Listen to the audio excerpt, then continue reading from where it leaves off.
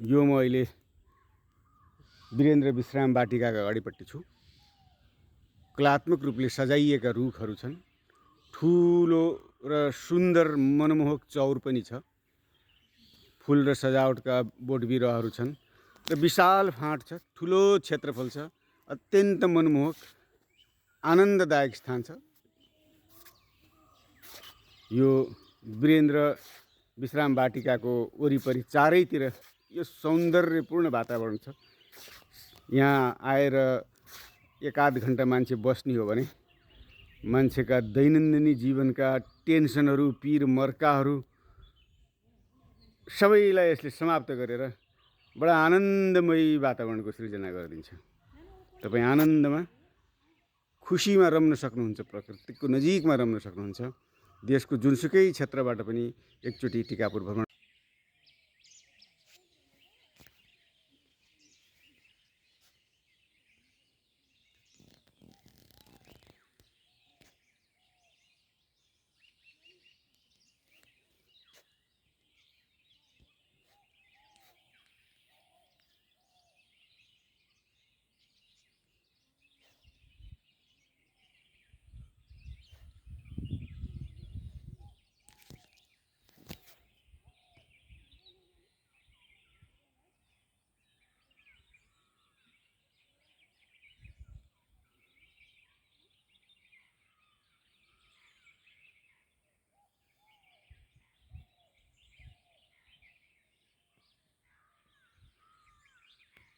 प्रकृतिको सजावट, प्रकृतिको उपहार, मानव हातहरूले सिर्जना गरेको सुन्दर सजावट, गुलाबका फुलहरू र तिनको वासनाले टिकापुर पार्क मगमगाइरहेको छ।